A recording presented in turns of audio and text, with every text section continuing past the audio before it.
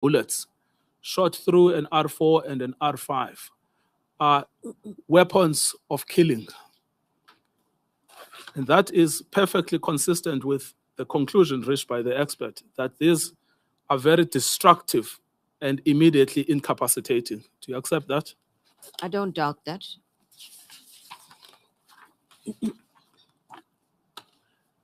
And then paragraph 4, the temporal sequence of body shots, which shot was sustained first, second, and third, cannot be determined from the photographs or autopsy findings. So there is no finding there.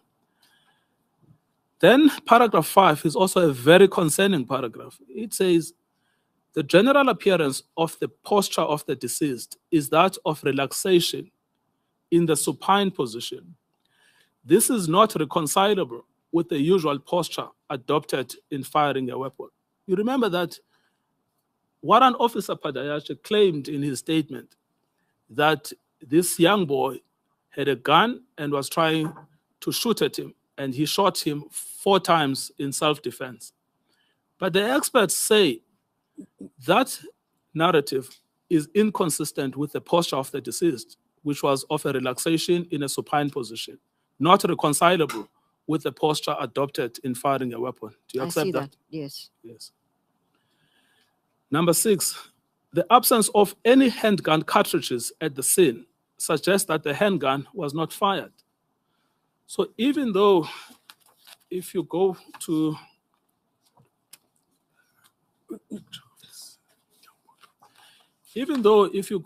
page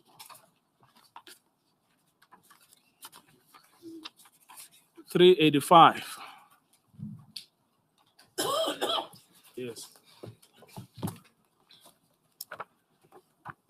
Even though if you go to page 385, there is a gun.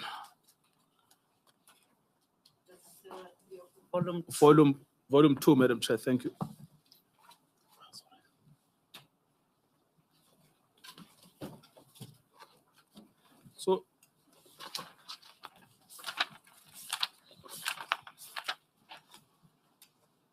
So even though if you go to page 385, you see under the left elbow of this young man, there is a weapon. The experts say he was supine when he was shot. No cartridges could be found, meaning that that handgun was not fired. That's correct. Yes.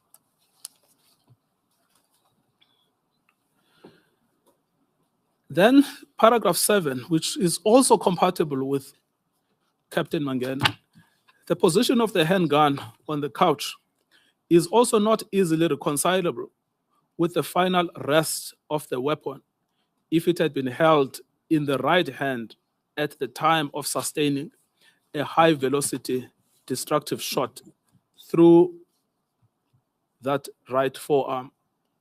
If the weapon was held in the left hand, it would have landed on the body of the deceased or close to his upper thigh region. The possibility that this was not the actual position of the weapon, as depicted in the LCRC photographs at death, must be considered. They are not as forthright as Captain Mangena, but the general thrust is the same, that it is improbable, let me not say impossible, for this weapon to have been held by this young man at the time of the shooting.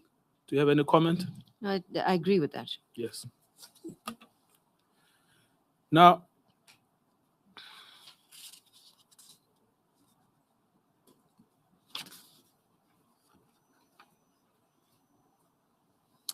then I wanted to then go to 102, and then if you turn to 103, there is 2 more conclusions there.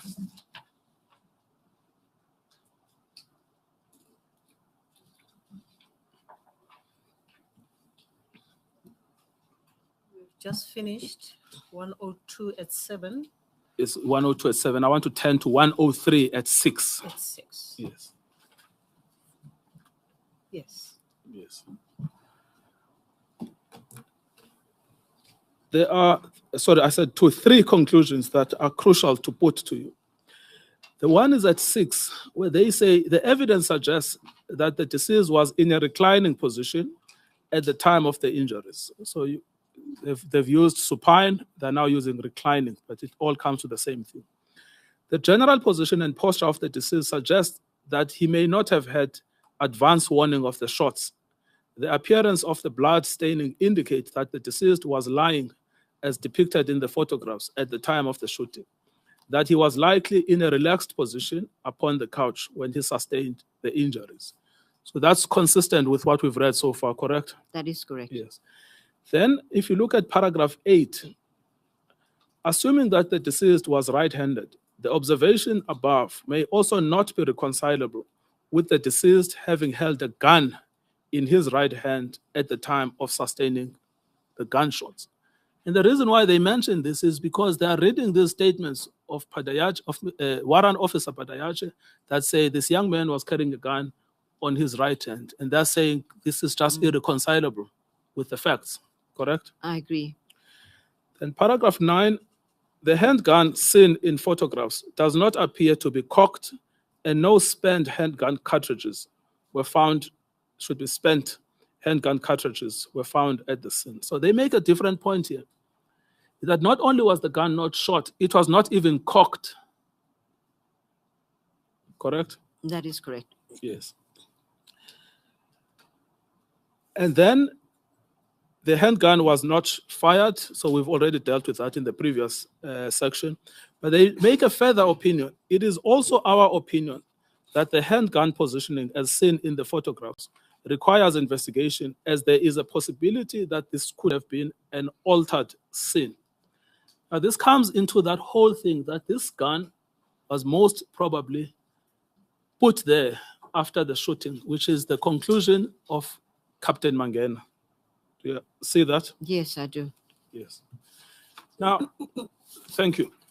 Now, the reason I've had to go through this is because in your report, or your response rather, to the family, you give a thoroughly misleading account of what the expert says, and you don't even submit to them the expert report. Was that because of what the DPP told you?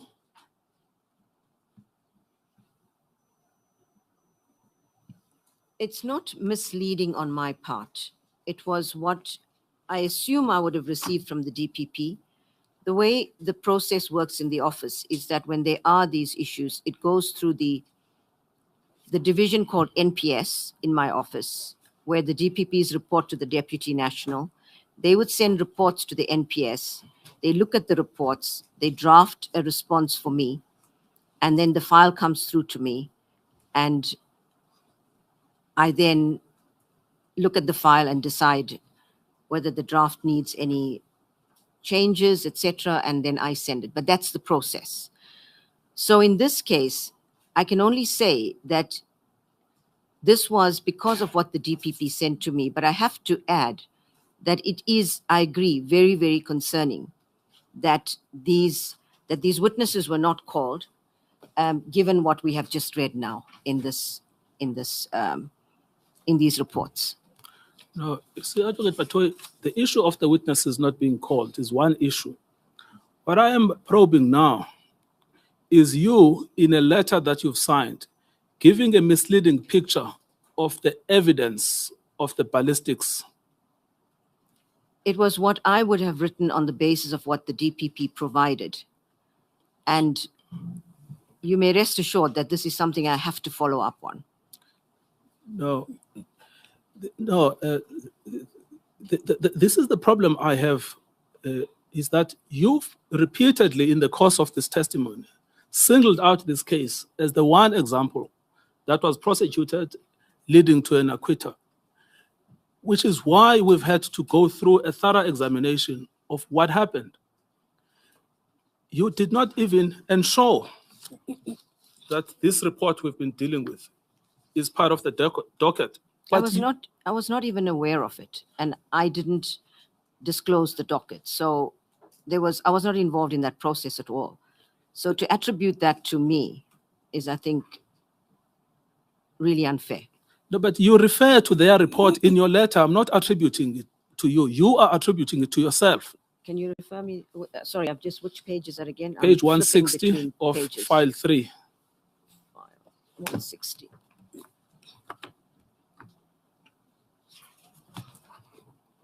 Yes. At paragraph, the third paragraph, where you are talking about the consultation of Advocate Sankar with Mr. Stale and Dr. Naidu. I see that. Yes. Now, this is why we've had to find their report in order to understand what did they conclude in their report, to see whether the conclusions you made were fair conclusions or unfair conclusions. We came to the conclusions that not only were they unfair, they were also misleading. These conclusions were, I can only assume, I don't have the report now, but that is the way the process works, is the DPP would have provided a report, and this would have been drafted on the basis of that report. But I have to emphasize, on the basis of what has emerged today, I will have to look into this matter further. There Now- seems to be something that was not right. Yes. Now, this is part and parcel of the problem. You know, you've brought in a senior director of public prosecutions of extensive experience who went through these dockets, came to the conclusion that at least in the KwaZulu case, there should have been a prosecution. Having gone through these dockets, and you've said there was no evidence, there was no evidence, there was no evidence. You've singled this one out. You've said they were withdrawn. We tried to prosecute. There was an acquittal. We go through this on a cursory basis.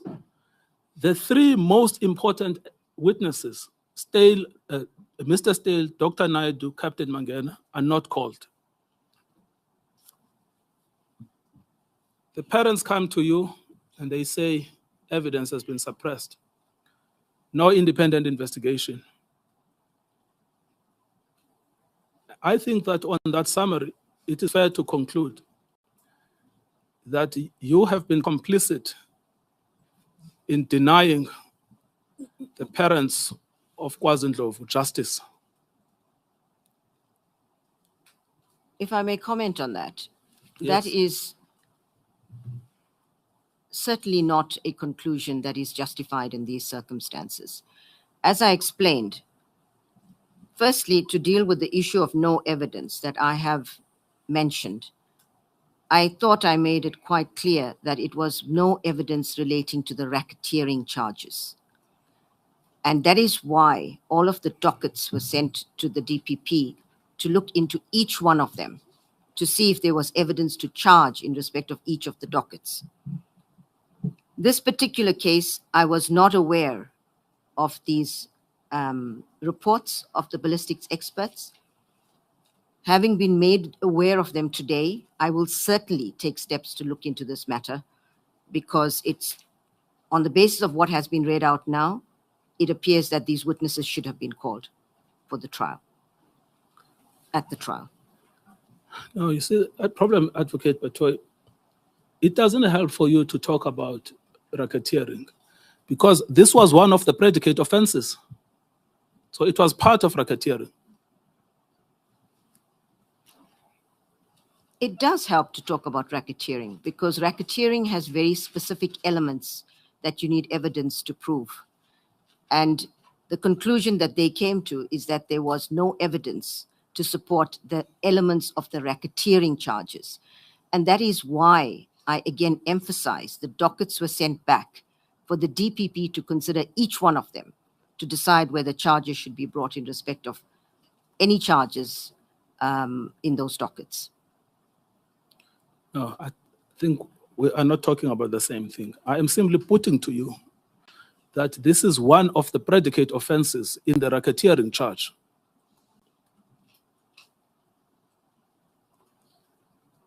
Is that correct or not? This would have been one of the predicate Yes. offenses in the racketeering charges, but you need two predicate offenses to satisfy that element for racketeering. No, don't worry. We will go through all of them. But I'm simply putting to you that this would have been necessary for the racketeering charge, because it is one of the predicate offenses. It would have been one of the predicate offenses.